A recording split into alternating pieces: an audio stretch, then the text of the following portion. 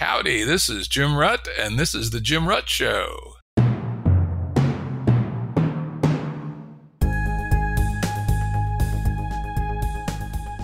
Listeners have asked us to provide pointers to some of the resources we talk about on the show.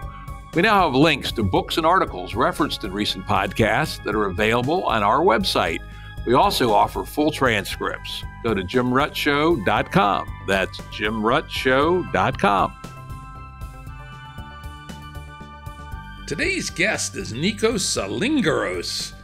He is trained and has published as a physicist and mathematician, though today he is best known as an urbanist and architectural theorist. He is known for his work on urban theory, architectural theory, complexity theory, and design philosophy. He is a professor of mathematics and also teaches in the architecture school at the University of Texas at San Antonio.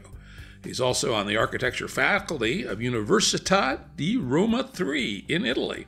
He's the author or co-author of several books and more than 100 papers on architecture and urban design. Welcome, Nikos. Jim Rutt, it's a pleasure to be with you and to have this opportunity to talk to a scientist. Very much looking forward to it. You know, it's interesting. I know a lot of things about a lot of things, but one of the things I don't know much about is architecture. You know, I think the only two things I've looked at of substance in architecture over the years is my old friend Cormac McCarthy, the novelist, gave me a copy of Vitruvius's 10 Books of Architecture, which was kind of fun to get a classical view. And my wife suggested I get a few years ago Christopher Alexander's Pattern Language, which turns out to be relevant to today's conversation, which I've only flipped through.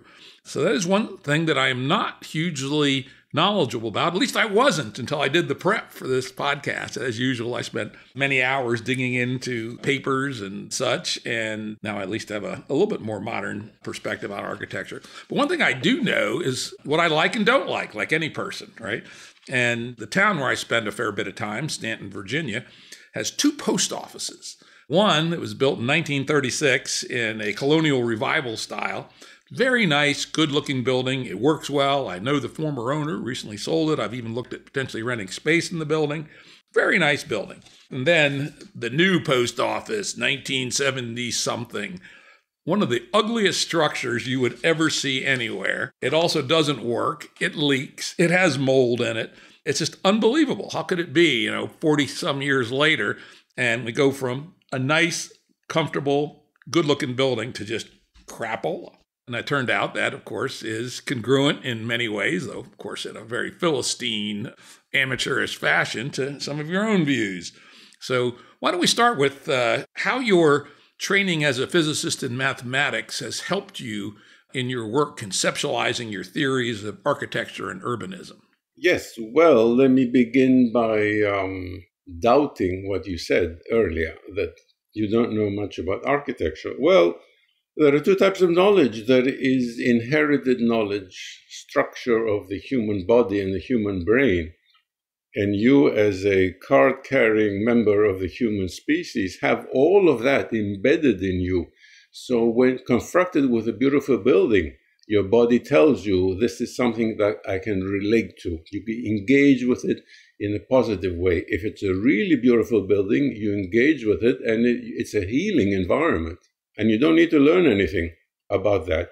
The contrary also happens. If you are confronted with an ugly building, it is ugly because it threatens the body. You have your evolved mechanisms that protect the body, fire, and tell you, there's something bad here. There's something dangerous to watch out for. So you have hormonal and neurological reactions, and that is interpreted by your body as ugliness to protect you. Otherwise, human beings would not have survived these things. Now, knowing about architecture means that you have not consciously read 100 books about architecture.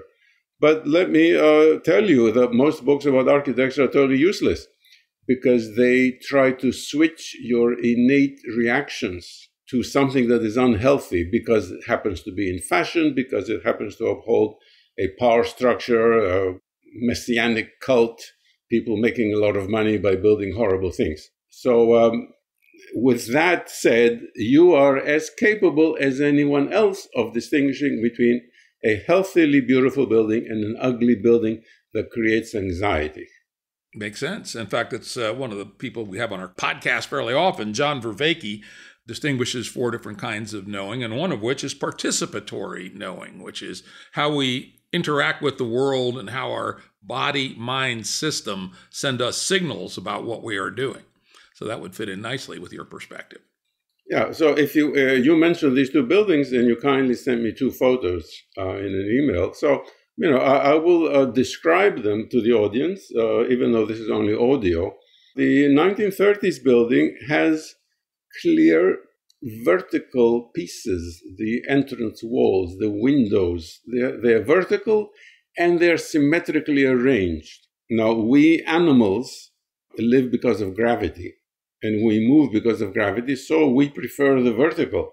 And we animals also learn to recognize faces, which have this bilateral symmetry. So we like to see this face-like symmetries and all sorts of symmetries, privileging the vertical axis, and we feel comfortable. So that is as far as the minimum aesthetic part is there. The old building has that. It also has very practical visual cues that the entrance is clear to see. You go up the stairs and you have the entrance. It has a nice arch on it. It facilitates the visual identification of the building. So you feel very comfortable. It's a nice building. Now, I'm scrolling down to see the 1970s post office. It undid deliberately all of this. It is horizontal in design. There's a huge blank block that's horizontal. That is unnatural. We feel that it's something menacing because our evolution does not have a visual prototype in our brain to interpret this. So we are constantly struggling to say, what is this? Is this something that's going to eat us? Is this something unnatural? Yes, it is unnatural. So it creates anxiety. There is nothing there. There's a huge blank facade. So we are in vain constantly trying to find some symmetry, some face-like characteristics. There's nothing there. So it just keeps creating the stress. Furthermore, the entrance is the killer. This is just like one giant concrete rectangle that's raised off the ground. And the entrance is a slit, a dark slit that you have to go underneath. Well, any child will say, I'm afraid, this creates fear because this is dark slit you have to go in to enter. It's like a giant mouth of some monster. That's the entrance of the new post office. No wonder you hate it. Your body is telling you, stay away from this. But your mind is telling you, I have to go in to send a registered letter. So you force yourself to approach and enter this menacing thing. And it creates stress every time. It's also an interesting data point is another reason not to go to the new one is the employees are not happy at all. They're crabby and mean, and it's just a very unhappy culture. While at the old post office, which is still open maybe 20 hours a week, the people are jolly and friendly and all is well. So and I suspect that's not a coincidence. It's not a coincidence at all. The studies of the last 5 years show that the interior environment affects people's emotion and mood and irritability. Because if you're in an uncomfortable environment, then you are constantly stressed and you're going to snap at the customer who comes and asks for stamps or something. So I don't know what the interior looks like, but I'm willing to bet you $5 that the interior of this new building is just as ugly and inhuman as the exterior, because that's a style. Style is sort of a minimalistic, industrial, paying no attention to human reaction. Whereas in the 30s, the old post office, I don't know what the inside looks like, but in the 30s, architects who created a post office with a very nice looking exterior also took care of the interior, to have nice spaces, nice materials, nice surfaces, nice lighting coming from traditional windows with symmetries and with mullions and mountains. So, I'm willing to bet that the interior is what creates the unhappiness of the workers. And more than that, these poor workers, after a few years, may get serious illnesses. Yeah, I wouldn't doubt it in the new building in particular. It leaks. It's got a flat roof that doesn't shed water well, so it leaks. It's had reputation for having mold in it, etc. And you're right about the interiors. The interior of the new one is just as ugly and plain as you could imagine. Suspended, cheap suspended ceiling, nondescript hard counters, vinyl flooring. It's like bleh. Well, the old one was it's all walls are wood, very nice color schemes, very nice woodwork around the doors and the windows. It has real plastered ceilings. I mean, it is a very nice building. As I said, I actually looked at potentially renting some office space once in there and came close, but ended up going somewhere else. And so you indeed are correct that the old one is nice on the inside as well as the out, and the new one is ugly both inside and outside. And a quick question, how in the world did the profession of architecture go so wrong that in 40 years in aviation, we went from planes that barely flew to jet engines and rockets to the moon, literally. And yet in 40 years of architecture, we went from a handsome, functional building to something that scares adults and children and makes the employees sick. How did that happen? There are two parallel explanations, and I will give a brief outline of both of them. The first one is backward evolution. When some fish live in caves, after a few generations, they lose their eyes, they lose the sight, because they don't need light in the cave. There is no light in the cave. And so that's backward evolution. If you don't use something, you lose it. So you have gone backward in evolution, because the eye is a phenomenally wonderful instrument of information gathering. Architecture has undergone a backward evolution. Now, the second explanation, which goes hand in hand with this, is that a Messianic cult took over architecture in the 1930s, and especially after the Second World War, and imposed its own very inhuman vision of what architecture of the future ought to look like. And everything was ugly and horrible and inhuman, but it looked new. So they were selling this as a vision of the future because it looked new, and it looked new because it created anxiety. So this was the path to success. So they sold the clients, and the clients were wealthy individuals, governments, corporations who bought into this visual imagery. This was the Tomorrowland of Walt Disney. Things look futuristic. So that's the vision of the future. Nobody bothers to check if it's good for humans or not. And of course, during that period, there were many, many, many examples, and some better, some worse. But overall, the planned cities, Brasilia being an example, where Brazil built a new capital deep in the jungle that everybody hates. Again, in this modern aesthetic, and then around the new created city, as I understand it, never been there, there's now much more organic, normal kinds of development, and that's where people who have a choice actually choose to live. Jim, you're not entirely correct. Brasilia was built in the 50s. Most normal people hate it, but the architects just love it. The architects have never admitted that this was a mistake. So if you have a course on urban planning, you will see the paradigmatic example of the modern city, Brasilia. None of the studies that show that it's a horrible environment to be in, that you cannot walk from one building to another, that is totally soulless, lifeless. And you already know that the real life occurs in the suburbs, and most of those are slums outside the official Brasilia. And you never see that in the magazines. What I've heard is from people who actually live there, right? And who've told me that I've met. Yes. So who were the culprits? What are some of the names and the movements that moved from more classical architecture to this modernism and then even on to postmodernism? I even hate to say the names, because saying the names is giving notoriety. It's like a mass murderer, it's usually a male, in order to achieve notoriety in the evening news. So I don't want to give these people more publicity. Even better. There was just a handful of architects who were collaborating with fascist and communist regimes in the 20s and 40s, who just had a monomaniacal desire to destroy living geometry. So let's go back to the post offices. If any reader reads some of the articles of my colleagues and myself, they will see that living geometry is what the body reacts to in a positive way. And violations of living geometry create anxiety. So the older post office that we discussed has living geometry both inside and outside. The newer post office intentionally violates living geometry, both inside and outside, and that explains why it feels hostile to the user.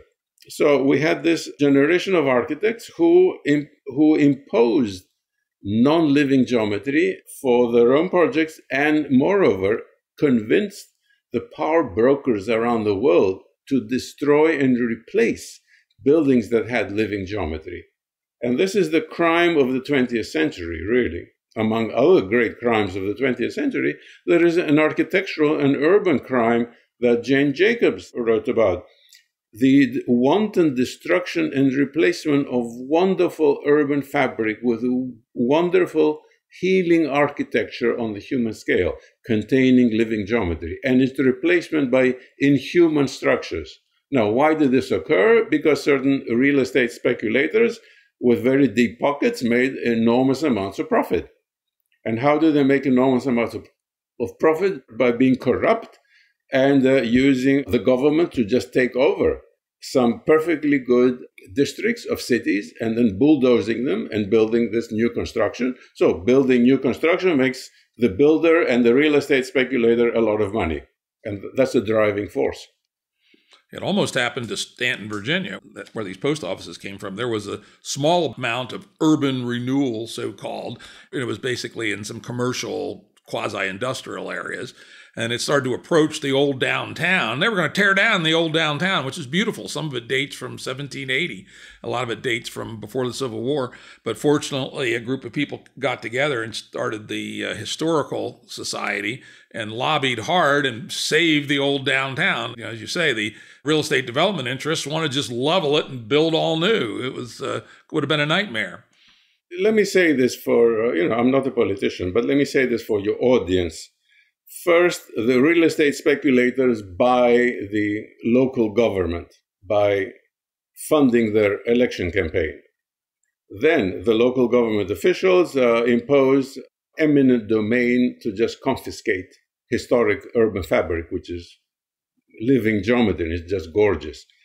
And you have no choice. The government does it. It's no different in the United States as it would be in North Korea or any dictatorship. And then the bulldozers come in, they bulldoze it, and then the real estate speculators, I refuse to call them developers because they don't develop anything. They destroy things for the most part. They move in and they build inhuman buildings. They make a lot of money. The builders make a lot of money. That's the racket. That's the way it works. Very, very bad. Well, let's move from these practical examples, which are very good to ground our discussion, back a little bit to theory, since a lot of your work is theory. One concept that came up several times in the papers and monographs that I read is biophilic design. What do you mean by that? Right. Biophilia was invented by psychologists and biologists, and it means an intrinsic love of living forms and living organisms. So there are two things here that are essentially related. One is the love of living things that you feel next to another person whom you love. That's biophilia. When you're petting your dog or cat, that's biophilia. But also when you're standing next to a flower or a tree or a bush, you love that because you feel very natural and you feel in tune with that. There are exceptions, of course. If you're looking at the scorpion, it's alive, but it's dangerous for you, so you have been programmed to avoid it. Same for a snake or a shark when you're swimming. All of that is built into the human brain and the human body for an attraction. So it's the love of biology. However, what's built into the human brain is not some mysterious force. It is an analysis of the geometrical characteristics. So when we are in front of a wonderful statue by Michelangelo, we attach to it by biophilia because we connect the same way and we feel this beauty in us. A painting of, Leonardo da Vinci, the Mona Lisa. It's not my favorite painting, but, it's a beautiful painting. You relate to it as you would a beautiful lady, even better. The Botticelli's Venus. Who doesn't love the Venus? You establish an emotional gut level attachment, positive attachment through biophilia. But now I'm telling you, it's not a plant or an animal, but it extends to the geometry, it extends to painting, and it extends to buildings. The buildings have this living geometry, which has certain mathematical characteristics, which we have written hundreds of pages on how to find these mathematical characteristics. And it is the geometry that attaches you to the object and to the space and to the walls of a building. I'm going to mention this. This, again, shows another area where I'm not very knowledgeable, but I have my opinions. I also hate a lot of modern art for similar reasons. And in fact, I tell the story that when we go to New York City every year or two, three, one of the things we always do is spend several hours at the Met, this beautiful museum, the beautiful artifacts of the world. And then just to annoy myself, I always go to the modern art wing at the end. And I must say, whenever I walk into there, I feel like I wish I had a flamethrower and a bag of hand grenades, because it's like an affront to 4,000 years of human effort to create beauty, to instead create this stuff. And I suspect these two things are correlated in some fashion, this modern architecture and this modern art. Well, you just define modern art, not all of it, but most of it, as an affront to 4,000 years of creation, because art originally is an expression of the human being, starting from 100,000 years ago. To create in matter something artificial that gives you a positive feeling, it gives you feedback that is healing. So that is art. Much of modern art does not give you a positive feeling, it gives you a negative feeling. It's not art. This is a huge scam in which, again, a different group of corrupt people have made millions and millions and millions, gallery owners, art critics.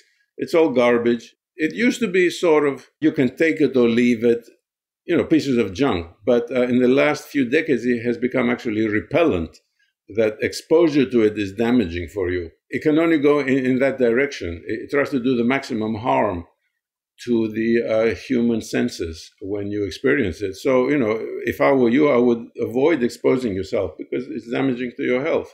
Yeah, 5 minutes is enough. It's like a purgative. It's like taking castor oil. It just reminds me that I hate it. So 5 minutes, I would never spend more than 5 minutes there. Let's return back to biophilic design a little bit. Another thing you write about a fair bit is the need for human scale and proportions. And I remember vaguely from my Vitruvius, he talks a fair bit about human ratios, the length of this and that, and et cetera. When you say human scale, what do you mean?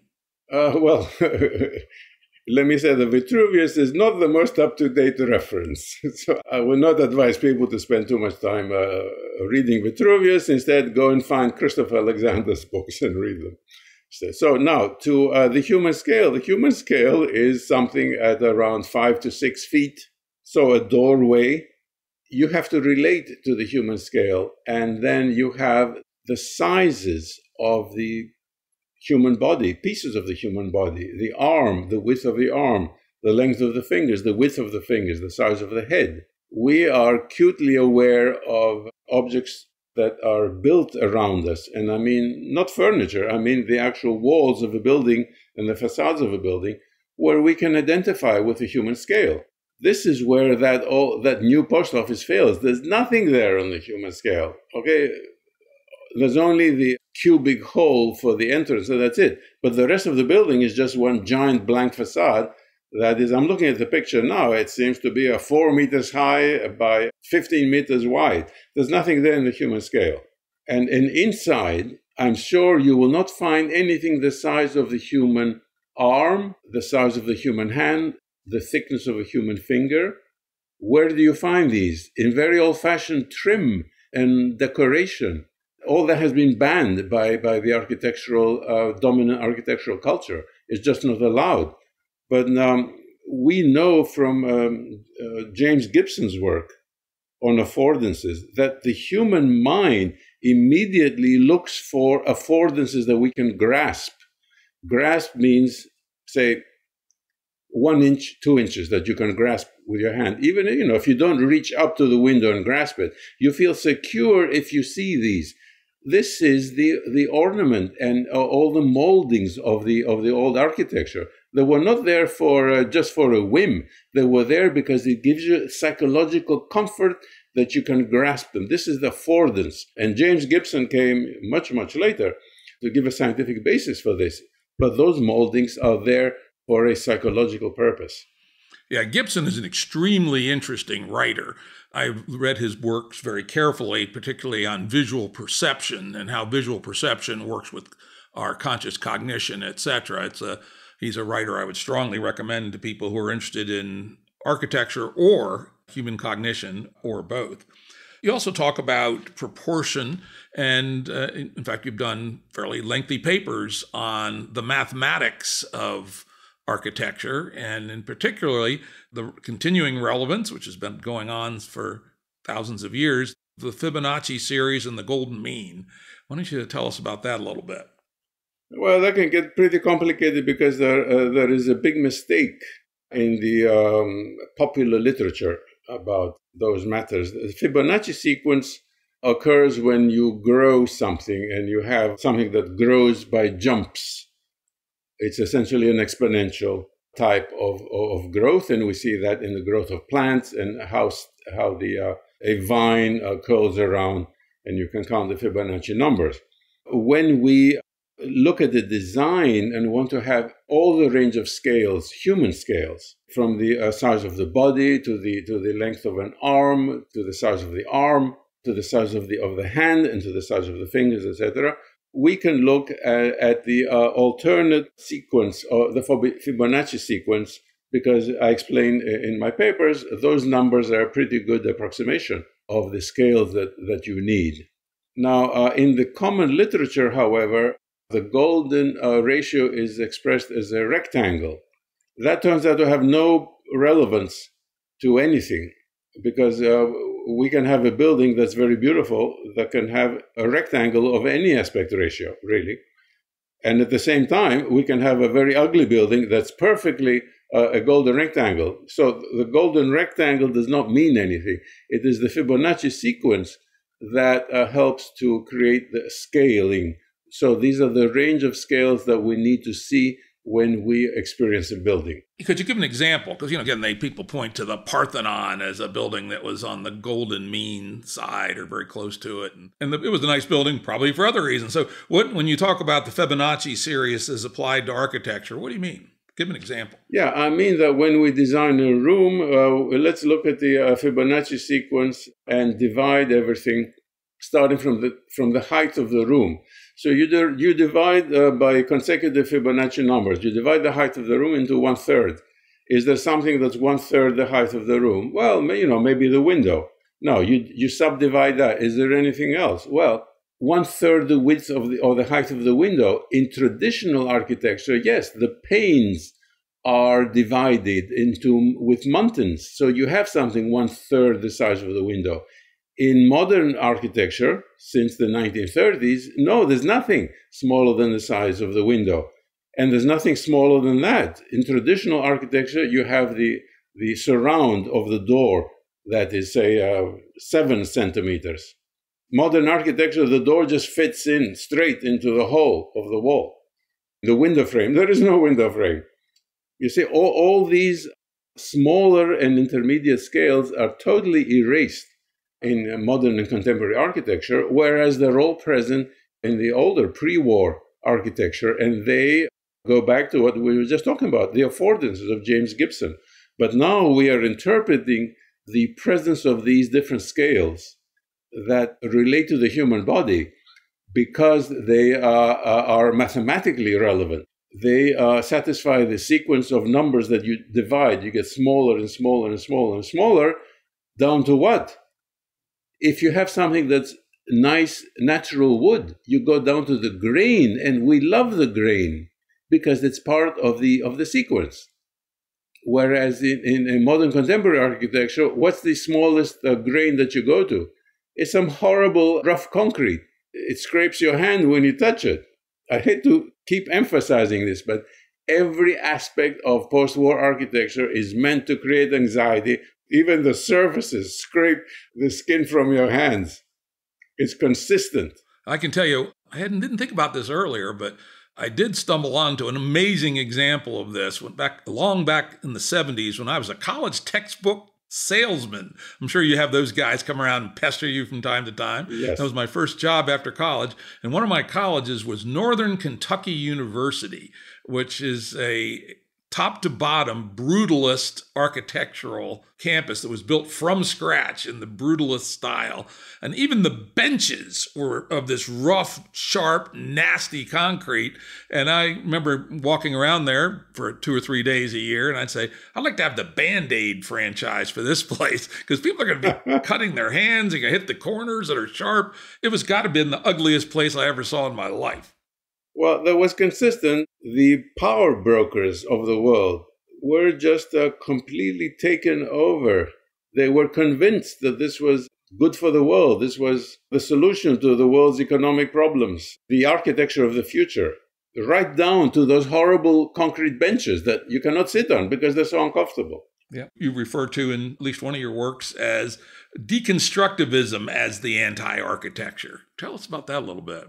Well, deconstructivism is when you take a really ugly building, like a minimalist building that's totally ugly, concrete, and you dynamite it. It's building a new building that looks like a dynamited old building. And who would do that? Only psychopaths. We have a generation of architects who are psychopaths. I got to tell you another funny architectural story. I was at a conference in Budapest, actually, once on complexity theory and various other topics. And there were 2 architects there from a very famous school of architecture in the United States. They were both professors of unbuildable architecture. And they were telling us about their designs for buildings that for reasons of physics could never be built. And at that point, I said, there is something deeply wrong with the brain of architecture if they have professors at distinguished schools who specialize in unbuildable, obscure, just idiotic stuff like unbuildable architecture. The crime being committed is that such people destroy the minds of generations of students who go into architecture school because they want to learn to do something good for humanity, to build nice buildings. And they come out essentially being architectural assassins because they have been trained to destroy instead of create. Now, you mentioned 2 eminent architecture professors, we won't say any names, who design unbuildable buildings. Well, if that were only true, that's okay. It doesn't harm anybody except the students who get indoctrinated.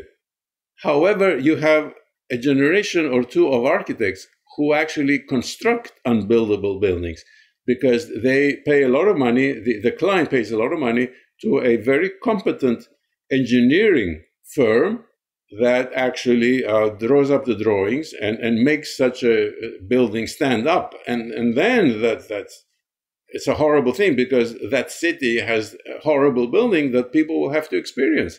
Whether it's an office building, a commercial office building, or a government building, symphony hall, or a contemporary art gallery, it makes people sick. It's going to do that for generations. I guarantee you that post office is going to annoy people for a long time. Oh, but Jim, that post office, at least it's ugly, but it doesn't come out and sort of feel like it's poking you in the eye like deconstructivist buildings.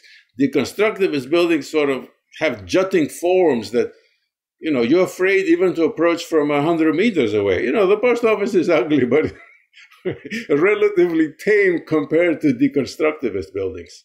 Yeah, and the old saying on campus is, isn't it interesting that the ugliest building on campus is almost always the School of Architecture? Exactly. Let's go back to theory again a little bit. One of the things we do a fair bit here on the Jim Rutt Show is try to talk about the deeper ideas.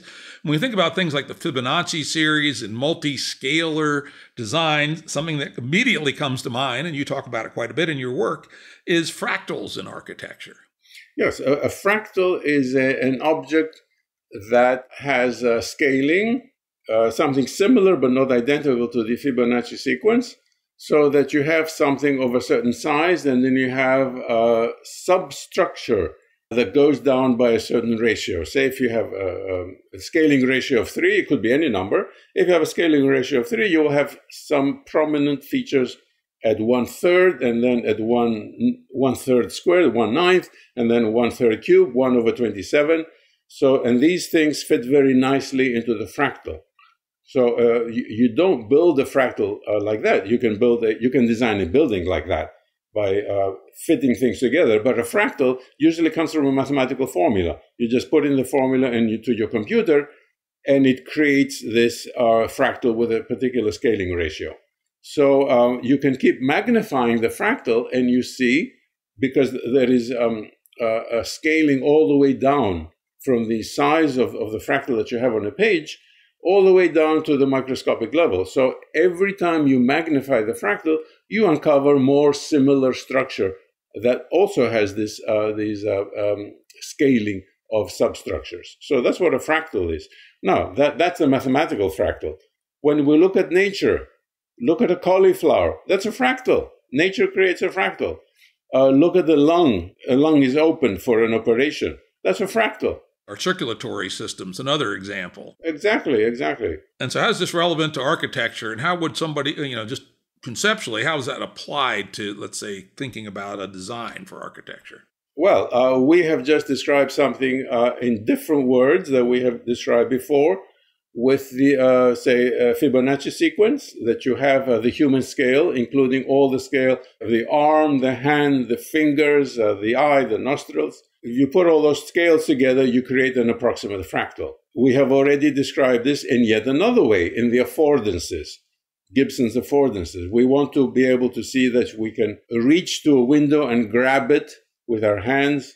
So those are necessary scales that can only occur if you have a scaling hierarchy of a fractal. Now, the fractal adds one thing more that could unify some of the architectural elements if there is a similarity. So you have, say, an arch at a certain scale, and then you have a larger arch at a bigger scale, but it's just a magnification. Now, the brain immediately sees that this is the same object that is magnified. So that links two scales together. A mathematical fractal is perfectly self-similar. Namely, you magnify any portion and it looks exactly like the unmagnified part. But in nature and in good architecture, it's only approximate self-similarity, but it's similar enough that the eye ties these together. And this is a way of tying together the different scales, which leads to the coherence, the informational coherence that we crave so much. Our brain craves this. Again, some word I tend to use that's not necessarily formally a fractal is richness. For instance, the painters that I love, like Vermeer, you look at their work, and then you look at a piece of their work, and then you get a magnifying glass and look at the piece of the piece, and there's something going on at every level. While many of the modern work is just, actually, we looked at a house one time. The guy was very proud of his art collection. One of the things he had on his wall was a 9-inch by 9-inch green square, which he probably paid $20,000 for. And I go, what an idiot! There's no detail. There's no richness. It's a green square, dude. You could go down to the hardware store and buy a floor tile in that color, and it would have cost you $1.29. So I think my idea of richness is congruent with, or at least related to, these ideas of fractals and self-similarity and Fibonacci series. Let us categorize your idea of richness. In a fractal, when you magnify something, it looks exactly the same. So you keep magnifying, and it looks the same, and you magnify some more, and it looks the same. That's the fractal. Now, statistical self-similarity is when you magnify a piece, and it doesn't look the same, but it's similar, somewhat similar. And you go to the end where you magnify something, and it doesn't look the same, but there is structure there. There is ordered complexity.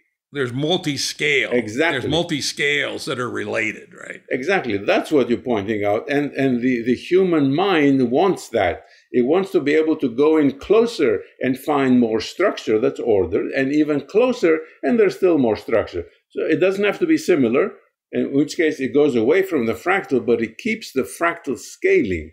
So the self-similarity goes away, but you keep the fractal scaling, which is just as important. Got it. Now it gets me to my next topic, which you've also written about, is all these phenomena, richness and multi-scale and complexity and coherence across scales, etc., to be meaningful have to relate to the human mind. What does cognitive science tell us that's useful with respect to architecture? Cognitive science tells us that our mind has evolved to interpret living geometry and other information in nature, in the environment in which we evolved. So if we experience this information, then we can interpret it. And that's what the brain is for. The brain was not created arbitrarily. The brain was created to interpret this information. Now, when you have architecture that violates living geometry, you don't know what's happening. You see this large thing. You try to interpret it. Is it a danger to me? It's huge. It's bigger than a dinosaur, okay? And you're just paralyzed there, and you're anxious. Now, you never say that, but your body is telling you this. And now, in the last 5 years, we have portable sensors that you wear, and they're telling you that these things are going off the scale, creating anxiety in the body. These award-winning architectural constructions are creating anxiety in the human body because the brain does not have a reference, and the only reference it has is telling you this is a menace to me, and I have to stay away. But as we said earlier, if it's the post office and you have to go in there to send a registered letter, you force your body to enter under stress. Yeah, very, of course, specifically in cognitive science and related psychology, we have the system of emotions and the emotional valences, right? And, anxiety is an emotion. But, at least my reaction to great architecture is emotions across multiple domains, being in awe almost. Like let's say the New York City main public library. You go, oh my God, both outside and inside. It does something to you emotionally. It gives almost a golden glow. What are your thoughts on how architects ought to approach how their work interacts with the human emotional valences and emotional systems?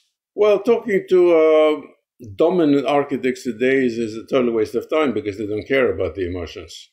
But you have middle-level architects who are working on human architecture, and they wish to maximize the positive valence emotions so that you approach a building and you feel positive, and that it's reinforcing. It makes you want to approach it further. It makes you want to enter the building. Once you're in the building, the interior is such that it gives you a positive emotion. This creates a salutogenic environment. It helps to heal because these emotions actually lead to the release of positive hormones that help in the health, help in the immune system, to keep the immune system healthy. So this is a question of medical health in the environment.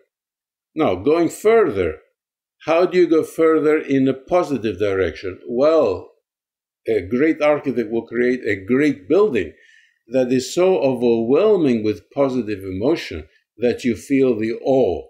It is just more a concentration of good stuff, like a great cathedral or a great mosque or a great Buddhist temple. So let's go into religion a little bit. I, a Christian, can go into a beautiful mosque or the madrasa, if you're not allowed to go into the mosque, and I feel this wonderful emotion and healing. It's not because of the religion, because it's a different religion. It's because of the architecture. And we can go to a civic lay building like the public library and feel the awe. And a Japanese person, a tourist, can go to a great Christian cathedral and feel the awe. So it's in the geometry. It's not in the particulars of the religion. And us Westerners can go to a Shinto temple and feel the awe. Exactly. Now let's talk about maybe how some of that is done. You talk a fair bit about the importance of ornamentation in making architecture really be human friendly. Yes, ornament is something that is integral to a human building. It's when you build the building, or at least in the past, when you built the building, you were constrained by the materials and by the stresses, so you did the best you can. And there were a few places that were left blank, not very interesting. And you fill those in with ornament because intuitively you feel that there should be something there to draw the attention of the eye, something interesting and nice. So that was the ornament. Today, everything is blank, there's nothing there.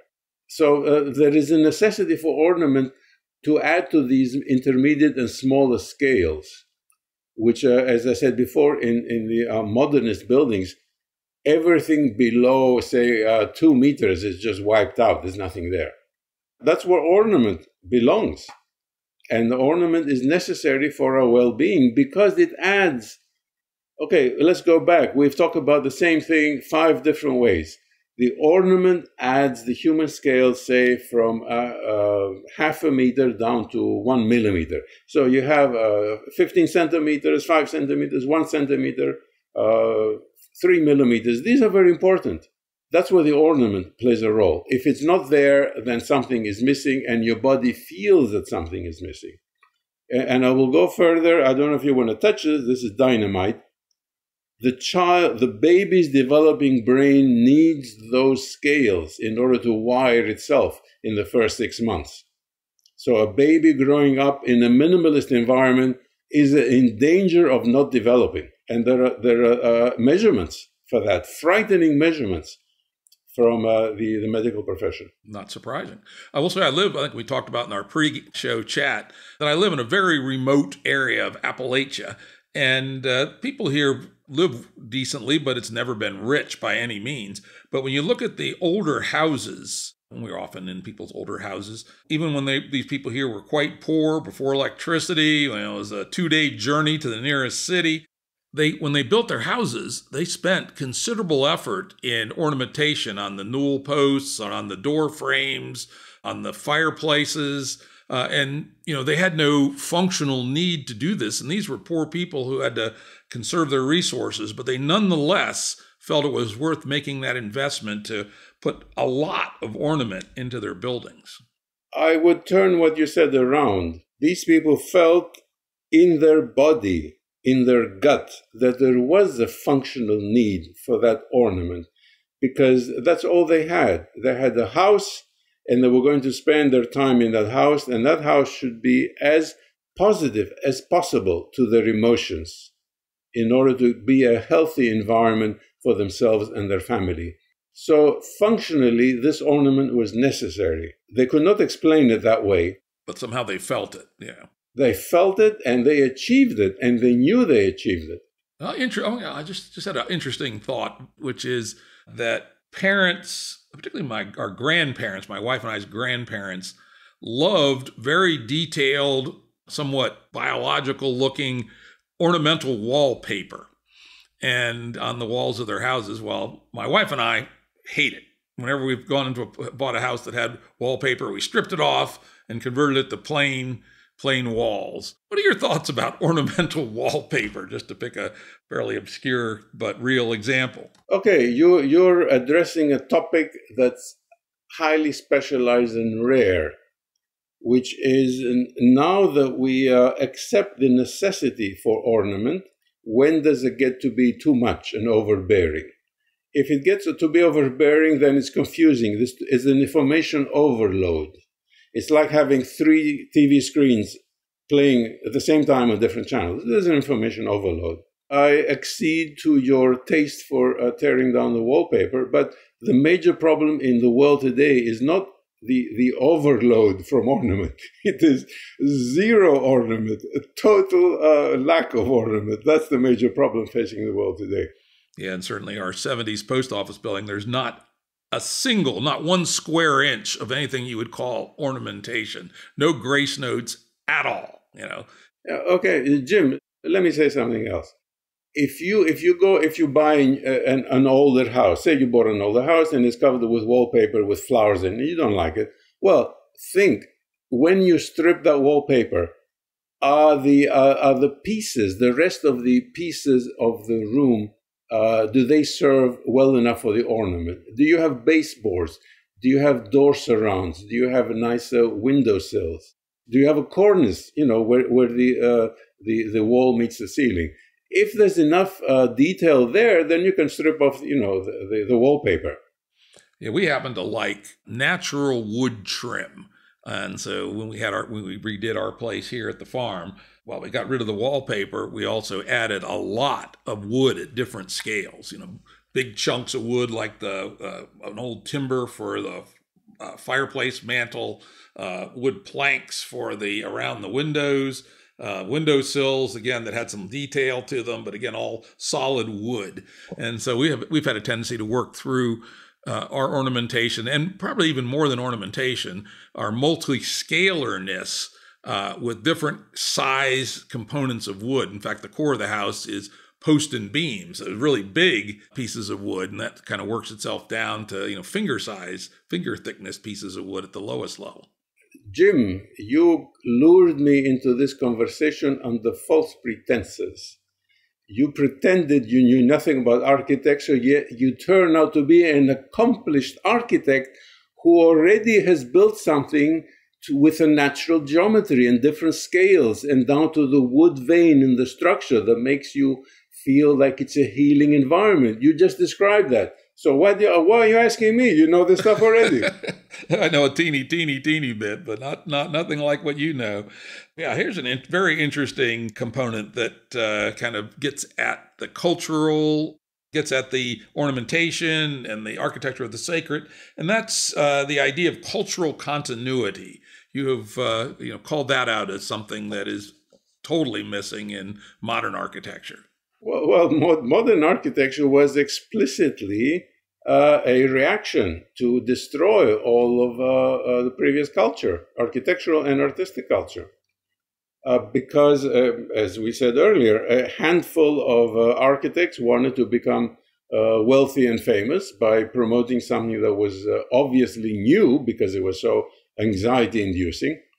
So they condemn everything that has gone back in the past. This is the classic revolution, very destructive style of revolution, where you have a group of people take over and then they proceed to erase everything from the past.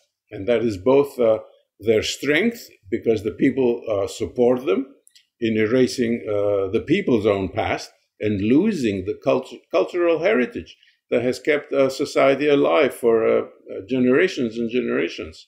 That is irretrievable, the erasing of cultural things. But with architecture, it's not a replacement. Like in a healthy democracy, one corrupt set of politicians is voted and replaces another corrupt set of politicians. But the society continues more or less the same.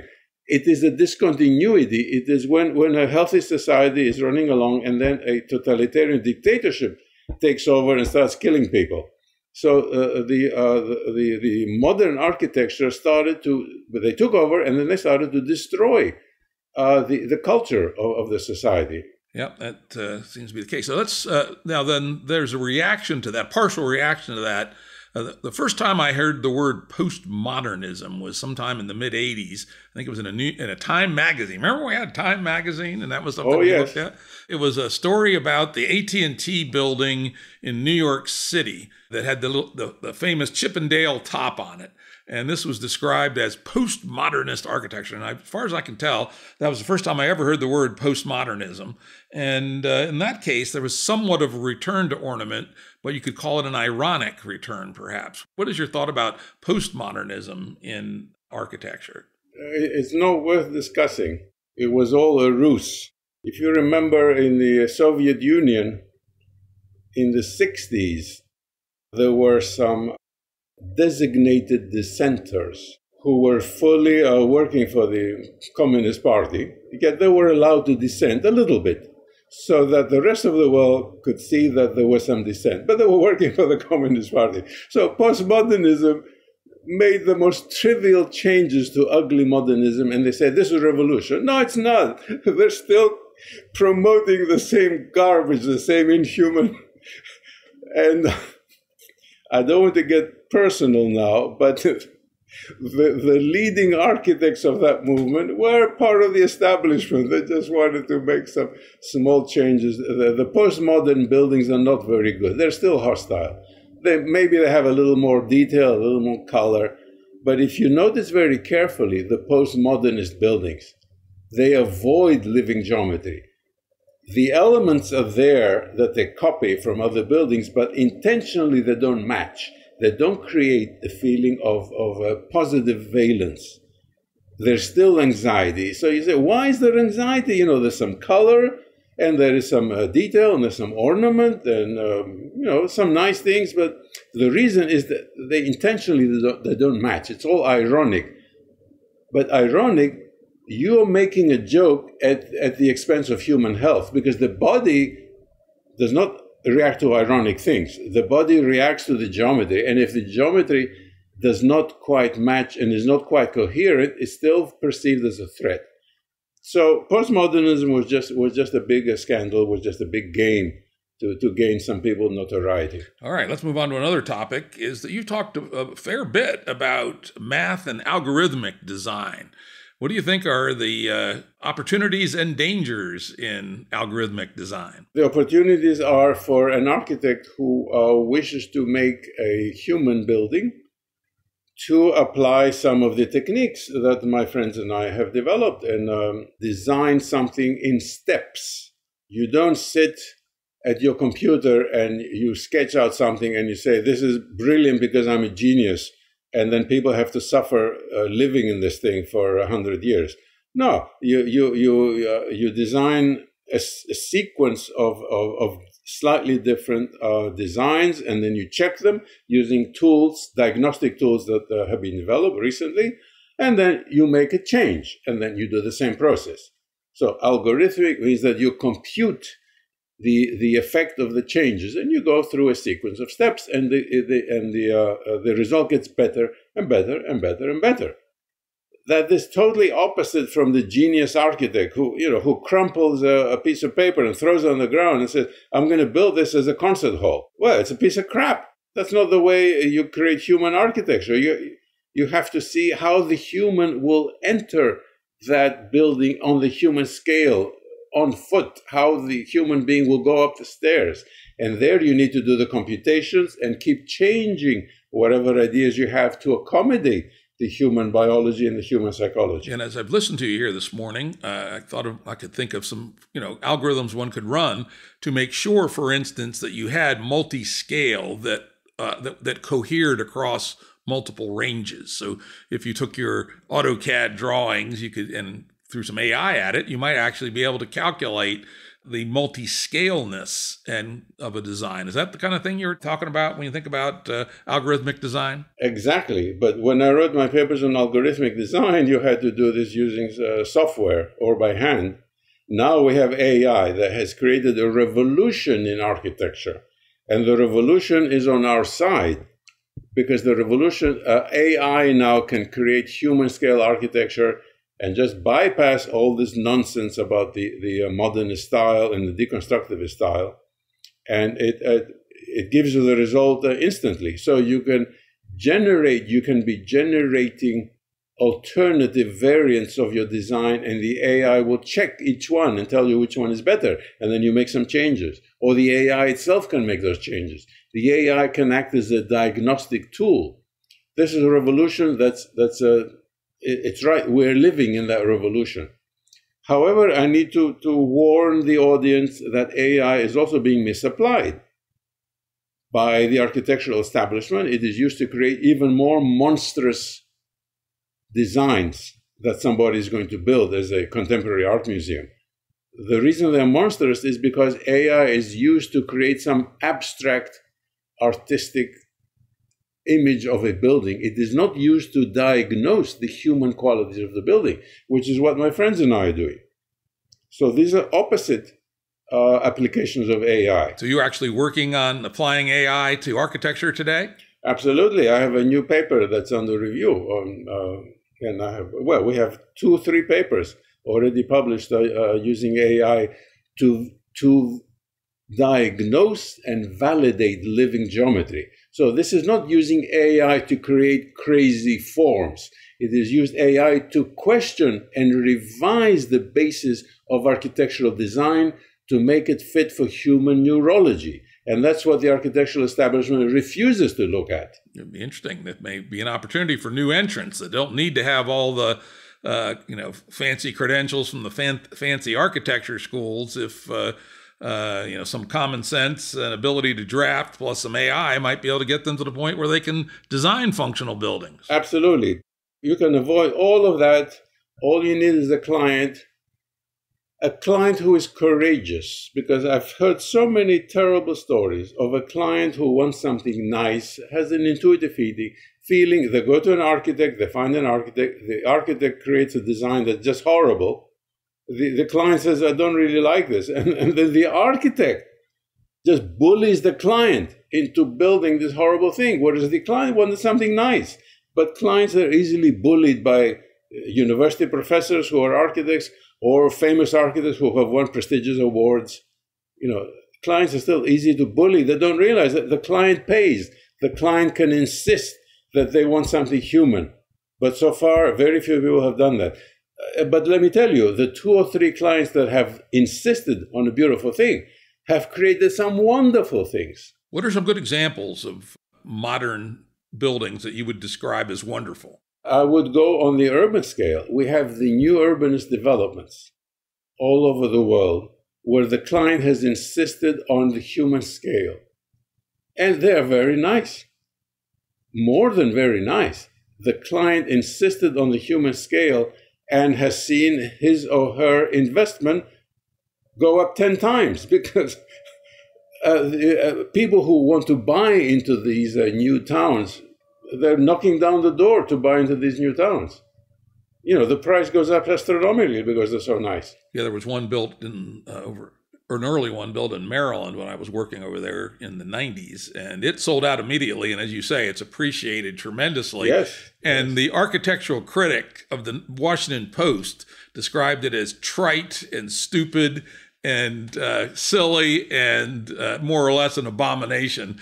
But the customers voted with their feet. Yes, well, Jim, you have put your finger now on the great divide between what is good for human health, which agrees with what the marketplace wants and gives a premium to, versus the totally opposite opinion of the architectural dogmatism that reigns in the architectural critics and in academia. And of course, the same, we were talking earlier about art, the same seems to be true in the art world, where the art dealers bully the clients, the critics support the dealers, and everybody gets rich except for the last fool who owns the 9-inch green square that he paid $25,000 for. And someday that's worth no more than $1.39. It's the musical chairs. The last one left standing loses all the investment out of stupidity. But Jim, it's the same con game, but there is a huge difference between the art world and the architectural world. The art world, you can take all this junk one day and just take it to the landfill, the junkyard, and leave it there. But architecture, you're stuck with giant buildings for 50, 100 years that are ugly and ruin our health. Yeah, and that's actually a very important point. When we spend a fair bit of time in Pittsburgh for family reasons, and as we leave Pittsburgh on the expressway, we go by a 1970s office building that it's like somebody designed this thing to be as ugly as possible. It has smoked glass windows, which haven't aged well. It has black gaskets around the windows, which don't look like they seal well. The thing's maybe 20 stories tall. And it's like you would have had to use an AI to design something so ugly. And yet it'll probably be sitting there for another 50 years at least. So that's a good warning that the stakes in architecture are way higher than they are in fine art. What you describe is something that doesn't need AI because it doesn't need any intelligence. It is a typology that comes from the 1920s. It's just a very simplistic typology that's copied endlessly. Still looks as ugly as it did in the 1920s. You find the architecture critics writing pages and pages about how the technology has improved. So now they put a film of rare earth on the glass.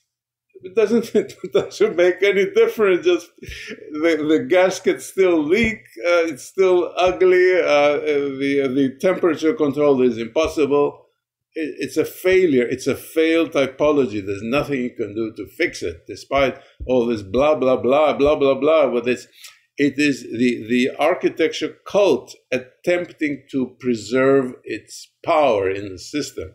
And there's a lot of power in the system and a lot of money, and many careers depend on it. All right, well, let's transition to my second topic. In addition to architecture, you've also written a lot about urban planning, and one of the papers I really loved was one called Peer-to-Peer Urbanism.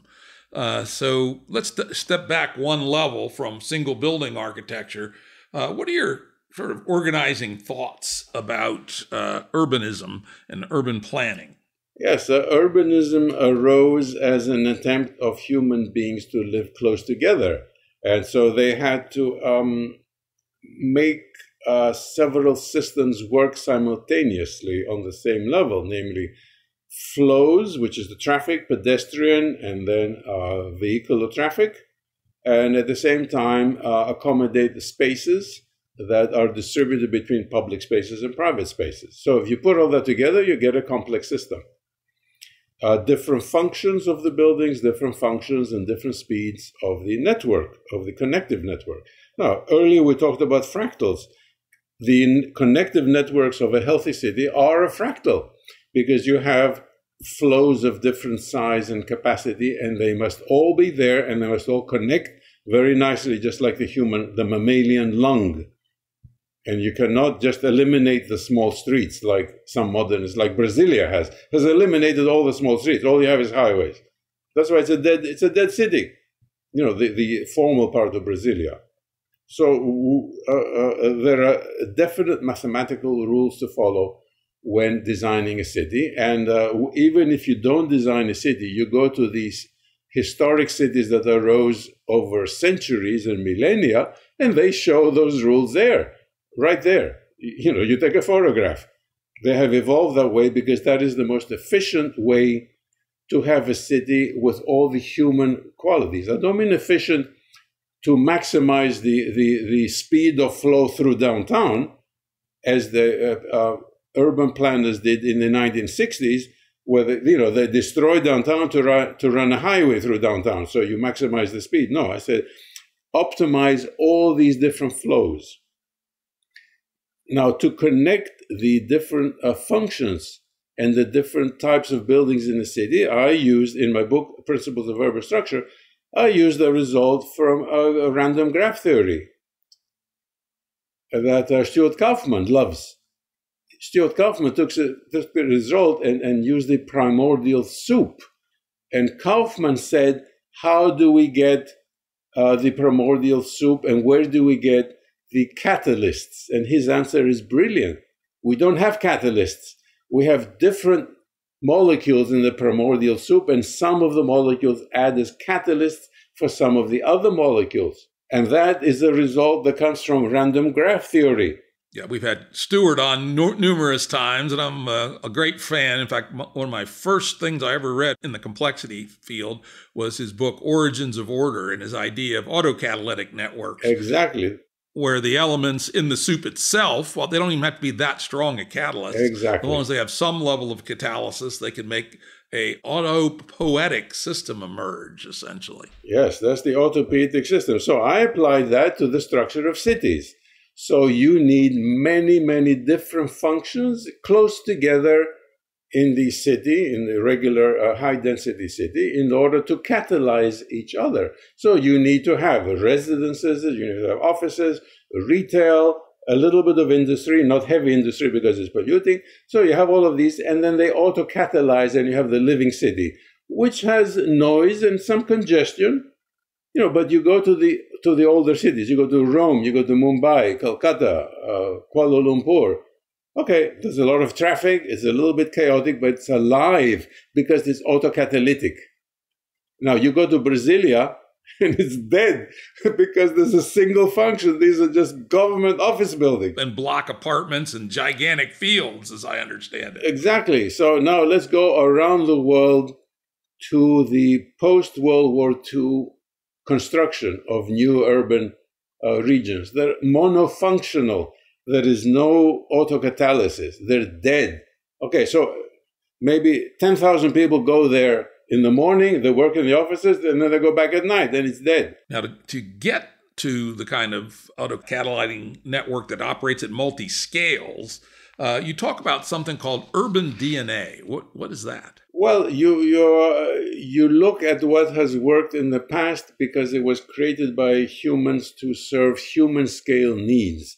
And by human scale needs, I mean you have small apartments, small shops, mixed together slightly vertically, not too high vertically, and then stuck together horizontally on the plan. And we see that there are certain patterns, like the ones given by Christopher Alexander in the pattern language, that work in Johannesburg, and they work in St. Petersburg, and they work in Wellington, New Zealand. These are recurring patterns of how pieces of the city work nicely together. So that's the DNA, which has evolved independently all over. So if you want to build a new part of the city, or tear down some of these horrible, monstrous, monolithic buildings, and build some human scale urban fabric, you can learn the lesson, or we can learn the lesson, because we have documented why this mixed use urban fabric works. Are there any urbanists or urban planners who have understood this and have attempted to formalize a system of urban DNA that they can apply? Well, the first person who understood that was the late Jane Jacobs, who wrote this fantastic book, The Death and Life of Great American Cities. And in her last chapter, which is a masterpiece, she should have won the Nobel Prize for that, she describes everything by means of organized complexity. Because she was not a mathematician, but she went to the Rockefeller Institute and she talked to the mathematicians there. And she realized what she had observed as far as the living city was due to the organized complexity of all these forces. So she wrote that. Okay, Jane Jacobs was an activist. She saved much of New York City from destruction by being a political activist. Now, there are the new urbanists today, like Leon Krier, Nir Buras, Andres Douani, who apply some of these techniques in order to create a living urban fabric. And some are phenomenal successes, or some new urbanist developments are so-so, but they're always better and more successful on the human scale than the post-war blocks that we build. Those are invariably inhuman. Now, closely related to the idea, obviously, of urban DNA is that you've also described cities as living systems. And I should also just make in passing mention that at the Santa Fe Institute, in our field of complexity, we consider Jane Jacobs one of the founding thinkers, even though she didn't probably know it after the fact. It's clear that she fully understands the concept of complexity. Yes, she was a great pioneer.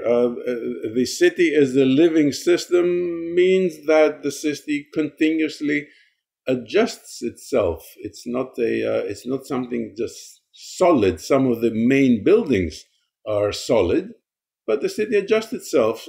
Uses change. You know, one building changes from being a bank to being something else. You know, a school. This constant flow, as long as it is mutually supporting, keeps the city alive.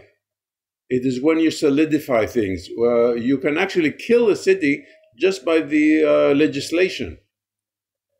Just forbid mixed use, the monofunctional zoning.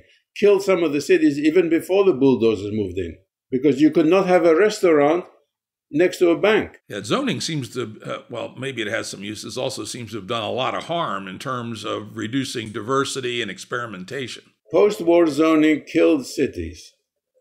The post-war zoning was imposed by fanaticized architects who could not find a job as architects, who went into the urban departments of cities around the world and rewrote the laws according to these crazy ideas of the architects of the 1930s, the so-called Athens Charter. Totally crazy ideas. And they became law, however, after the 1945. They became law. So people could not build a living urban fabric anymore. You had your hands tied by these zoning, monofunctional zoning. Of course, you live in Texas, and Texas has less zoning than most. In fact, Houston and Harris County famously have no zoning. How does that work out? It's so and so. Houston may have no zoning, but it's a pretty ugly city because petroleum rules in Houston, and you can't have a car city. You need to have a pedestrian city that has access to car traffic. Okay, but the heart of the city is pedestrian areas. If you have all car city, then you spend all your time driving around. It's not what human beings evolved to do, to drive around. And again, that's multi-scale. You have fast when you want to be in a car, faster when you're in an airplane, but slow and enjoyable when you want to walk. Exactly. I was talking back about cities as living systems and learning. I just wanted to reference a book a friend of mine wrote, Stuart Brand, How Buildings Learn. He talks about how buildings get repurposed and you add rooms to them and you change them, and really quite interesting quasi-biological metaphor for how buildings actually end up getting used over time. Stuart Brand is one of the prophets of architecture, even though he doesn't like to claim the term. He was a longtime friend of Christopher Alexander. So Brand's book, How Buildings Learn, revealed how living architecture works.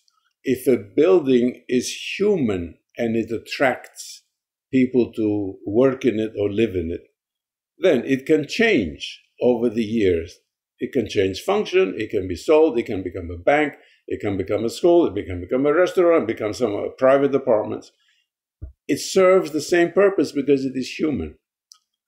A modernist building doesn't serve any purpose.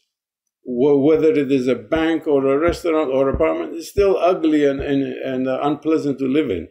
So a building will learn by incorporating human elements and hopefully improve over the years, so that you have in historic cities, you have a 15th century building in Rome being used today, and people love it. People love to work. Say it's an insurance company. They love to work in there.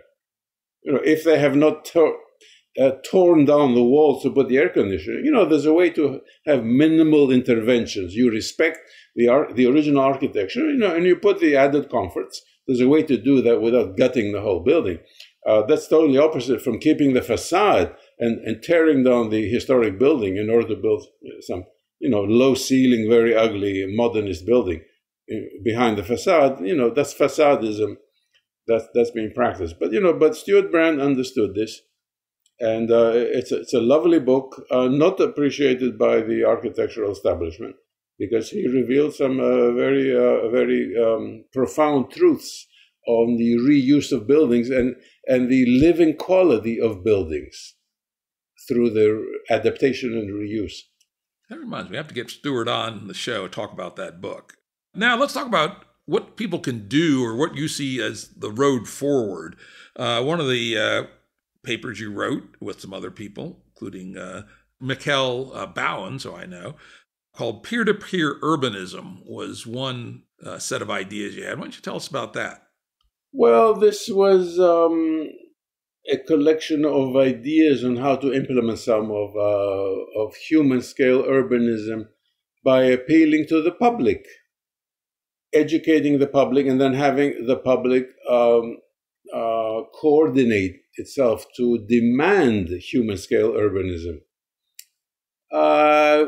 After several years, I don't think it works, because the public seems to just accept what it is given by higher authority, political and financial authority.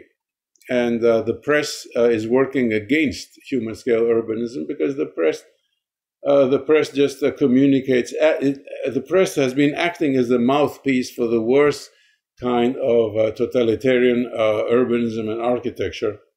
So peer-to-peer urbanism is the opposite.